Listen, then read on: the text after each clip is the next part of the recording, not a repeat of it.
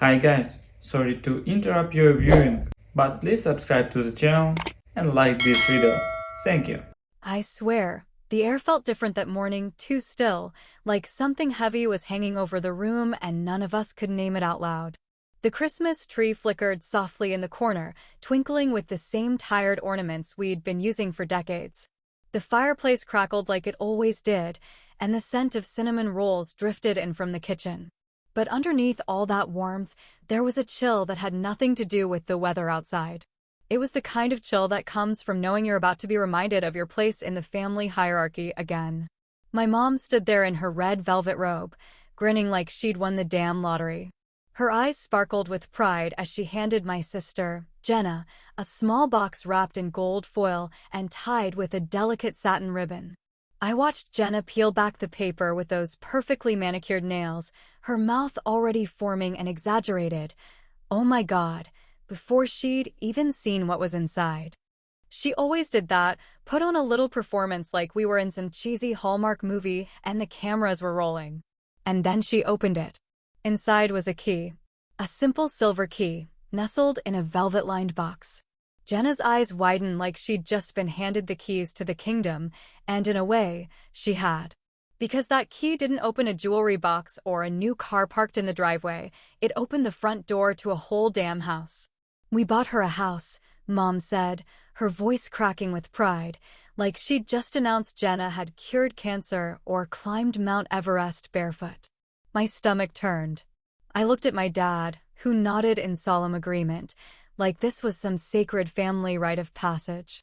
Jenna squealed, throwing her arms around them both, repeating thank you over and over like some wind-up toy. "You'll understand someday," Mom said, turning to me with a soft, condescending smile that made my skin crawl. I smiled back. Not because I was happy, not because I understood, but because I'd learned long ago that in this family, silence was safer than honesty. I hadn't even unwrapped my own gift yet. It sat on my lap, a thin envelope, plain and unimpressive. Dad gave it to me right after Jenna's big moment, almost as an afterthought. No applause. No ceremony.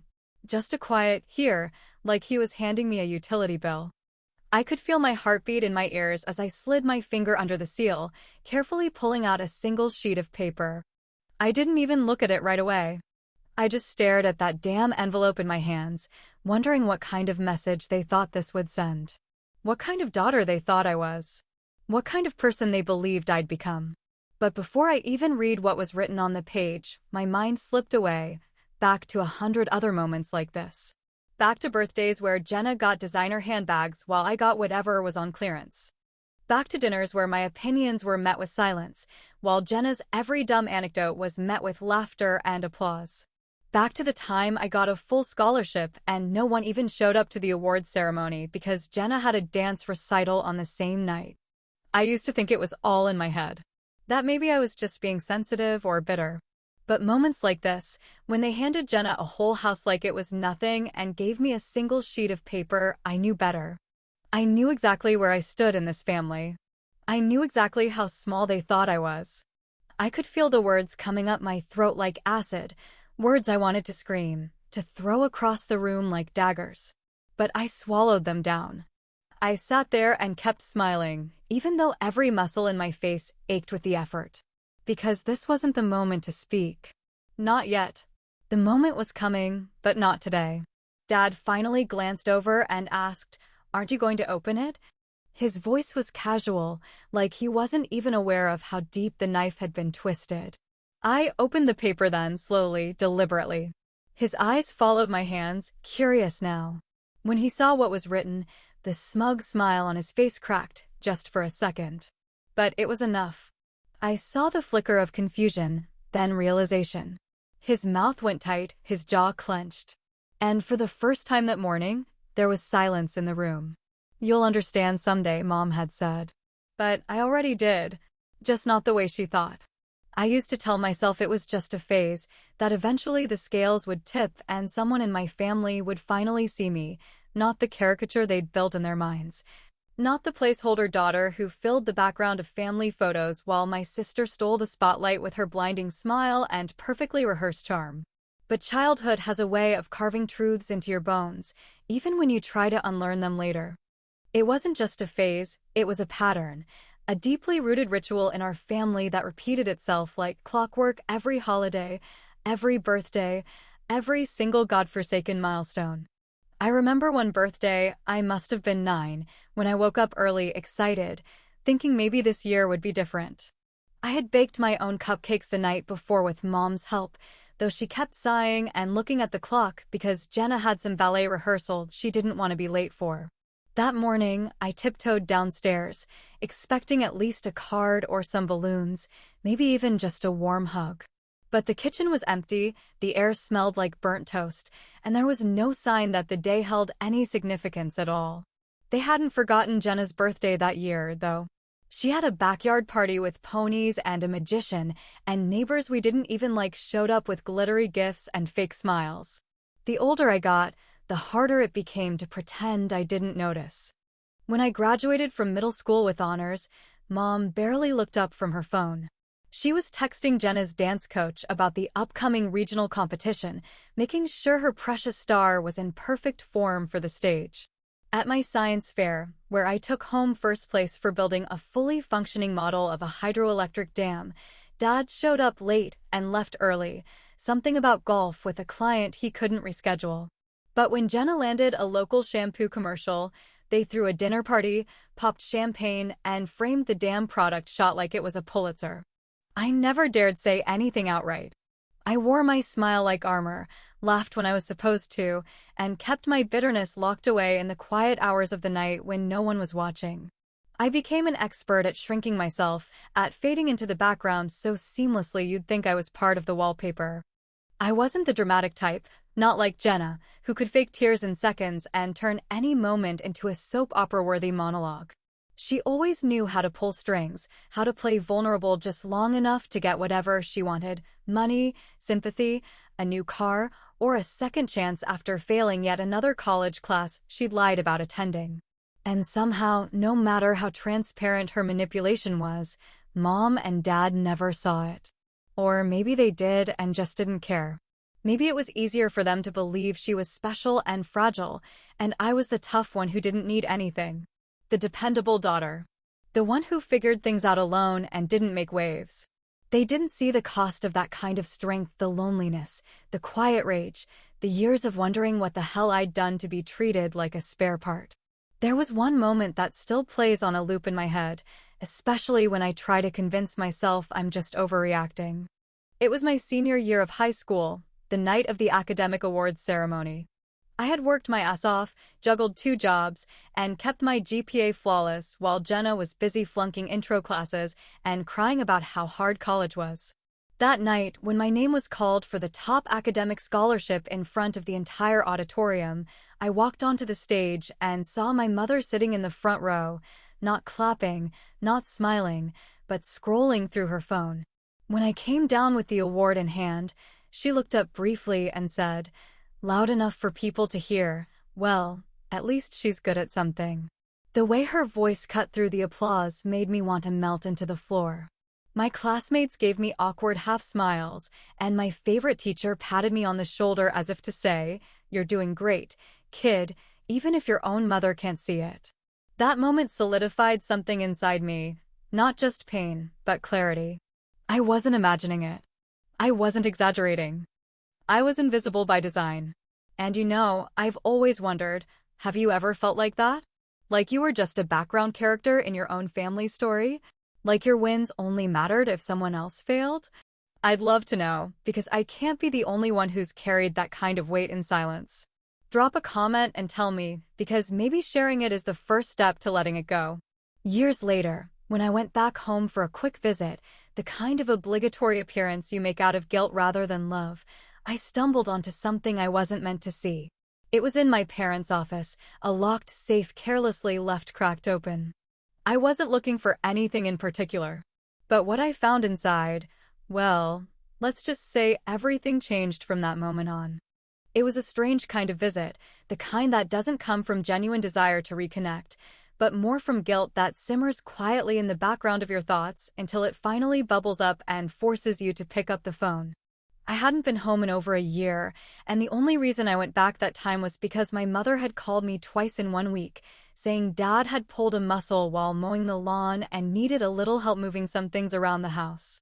The guilt she laced her words with was thick, as if my refusal would somehow mean I was cold and heartless, as if decades of emotional neglect could be overwritten with one weekend visit and a few passive-aggressive cups of coffee.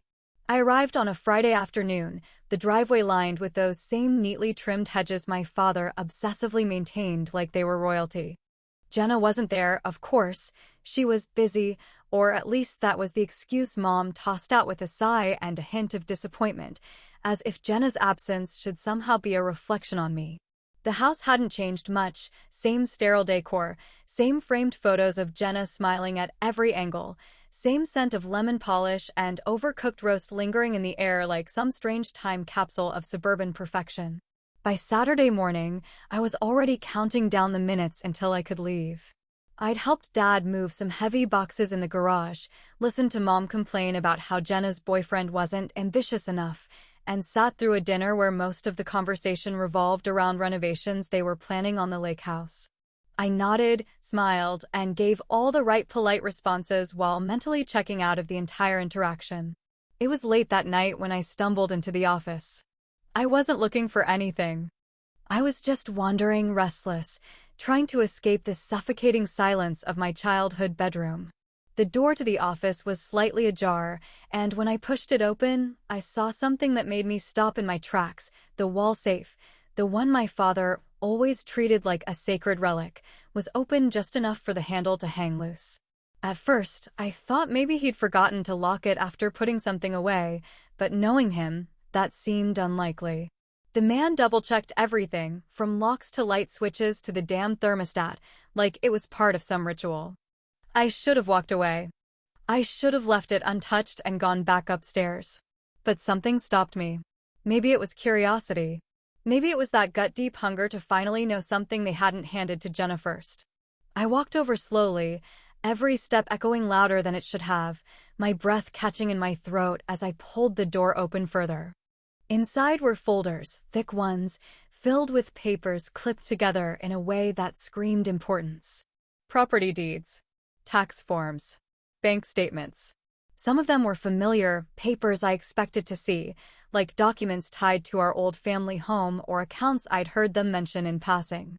But then there was something else, an envelope tucked beneath a stack of manila folders, sealed but unmarked, except for a small handwritten note on the front in Dad's unmistakable block letters, to be opened upon death.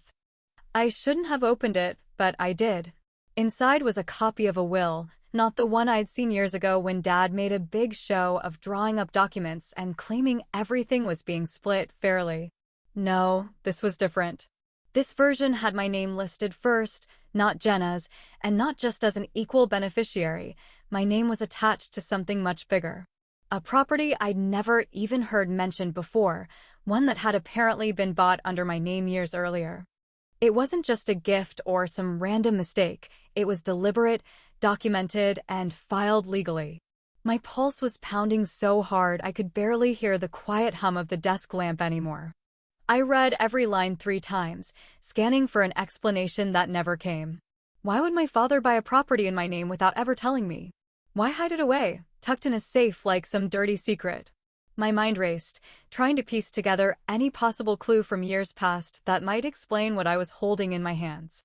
I spent the rest of that night digging through the safe, every paper feeling heavier than the last. Bank statements that made no sense. Transfers that didn't match the family narrative. And one document in particular, a signed authorization form with my forged signature, dated 2 years prior. That one made my hands go ice cold. Someone had used my name, my identity, to move money. And based on the details, it had happened more than once. I didn't confront them that weekend. I didn't say a word at breakfast the next morning.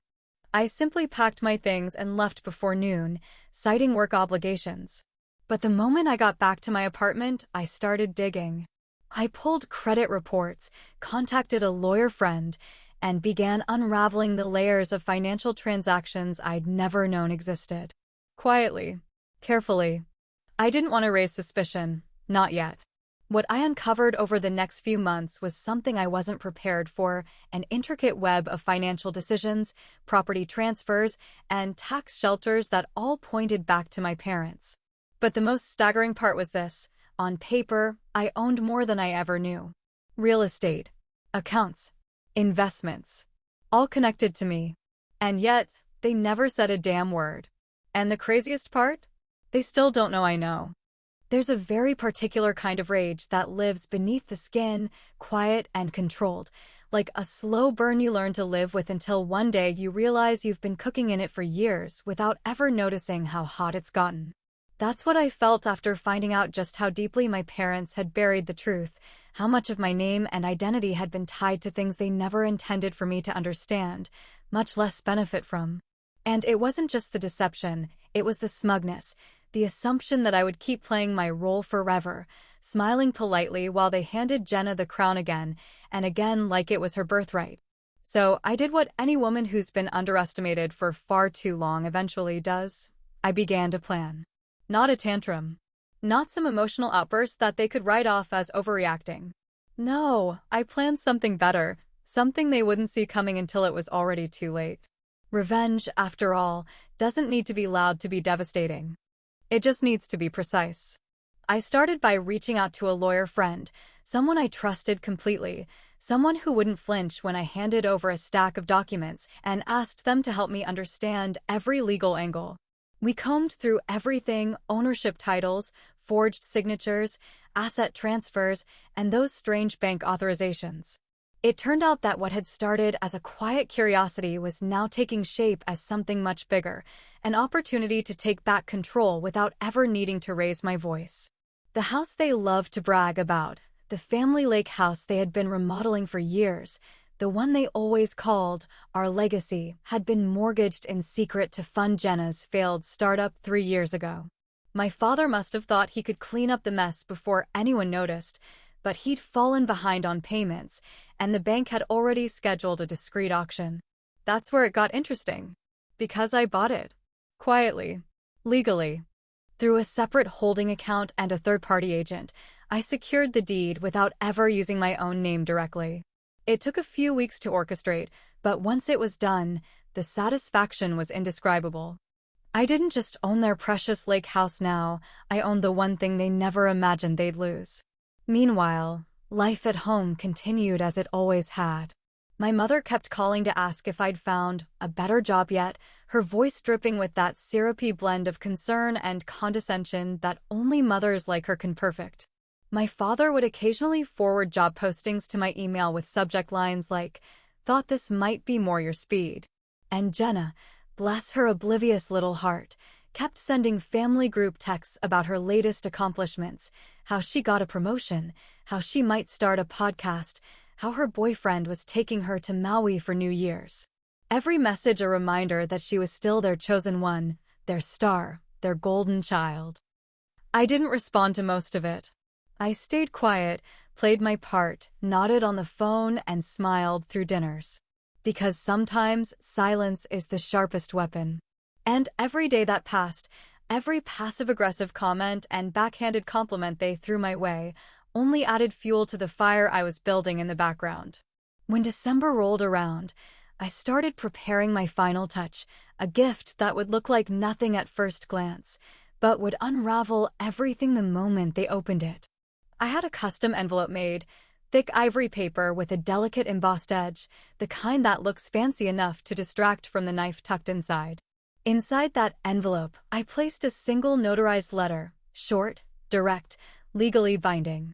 It explained, in plain and professional language, that the deed to the lake house was now in my name, fully paid, fully owned, and no longer available for shared use. There was no room for interpretation, no loopholes, no mercy. But I didn't stop there. I included a second document, a scanned copy of the forged signature authorization with a highlighted note from my attorney explaining the legal ramifications of identity fraud, should I choose to pursue it. I wasn't going to sue them. Not yet, anyway. I just wanted them to know that I could. That I had the power now. That all those years of being overlooked, dismissed, and underestimated had finally come to an end. I wrapped the envelope in a plain white box. No ribbon, no glitter, no distractions. Just truth, sitting quietly under the tree like a ticking bomb. And as the days crept closer to Christmas, I rehearsed my silence. I practiced my smile.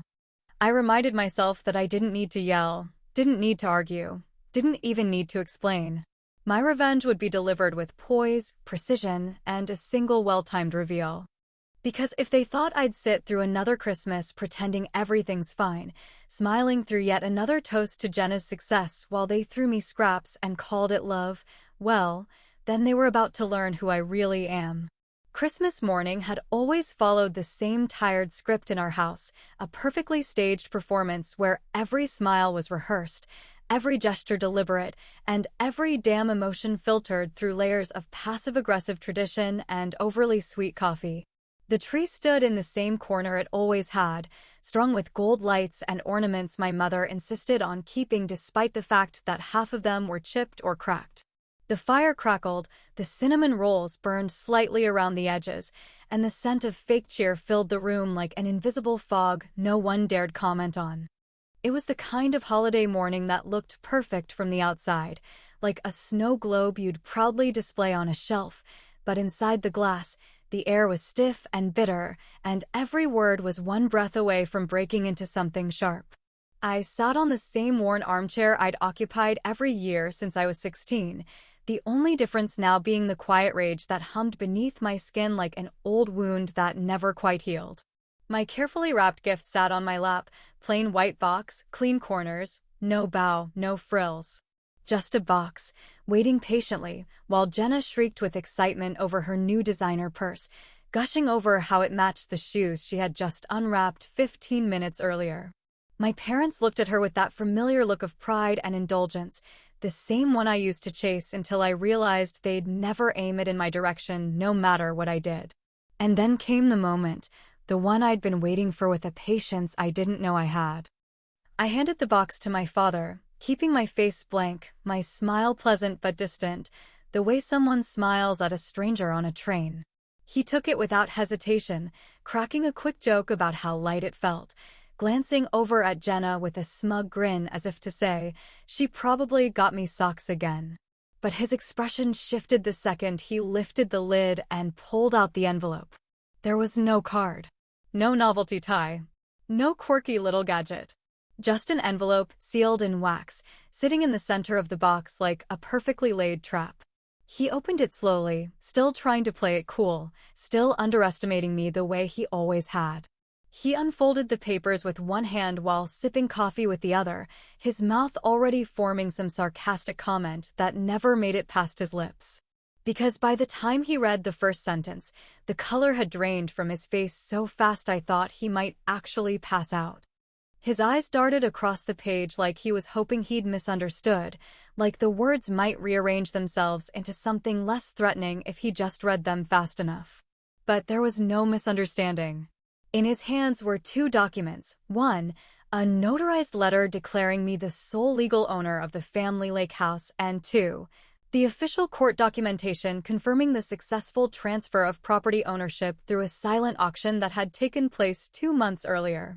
I didn't say a word as he read it again, slower this time, his face tightening with each line, the coffee cup in his hand trembling just slightly as the weight of it all sank in. My mother leaned over his shoulder, curious now, her face still glowing with post-gift giddiness until her eyes caught the bold header of the court paperwork. Her lips parted slightly, confusion blooming into panic, and then, just like that, she turned to me with a voice that trembled at the edge of disbelief and whispered, "What is this?" I met her gaze without blinking. "It's exactly what it looks like," I said, my voice even, almost gentle, like I was telling her the weather forecast instead of dropping a bomb in the middle of her curated holiday fantasy. She turned to my father, asking something in a low, urgent tone that I couldn't quite hear, but I didn't need to, because whatever she said made his face crumple in a way I'd never seen before. Not rage, not confusion, just quiet, creeping devastation. That's when the final piece clicked into place, when Mom finally realized something had been happening behind her back all along. Because it wasn't just the fact that I now own their precious retirement home, it was the fact that Dad had kept a secret from her, a secret that started years ago when he mortgaged the lake house without telling anyone, probably thinking he could clean up the mess before it ever reached the surface. But he hadn't. The bank had moved faster than he expected, the property went into quiet auction, and by the time anyone noticed, it was too late. And I had been waiting, watching, ready. Jenna, bless her clueless little heart, looked around the room like someone had just started speaking in a foreign language. She held her new purse close to her chest and blinked rapidly, unsure whether she should say something or just stay quiet. For once in her life, she chose the latter. My father still hadn't spoken. He just sat there holding the documents, his hands no longer trembling but completely still now, like the gravity of what had happened had finally settled into his bones. My mother stood up abruptly and took a step away from him, her eyes wide with realization, her breath hitching in her throat like a woman who'd just been slapped by a truth too heavy to bear. And then she broke. Just like that. Her shoulders collapsed inward, her voice cracked in a half-whispered question I couldn't make out, and for the first time in my life, I saw her as something other than untouchable, fragile, confused, betrayed by the man she thought she understood. I didn't move. I didn't offer comfort or explanation.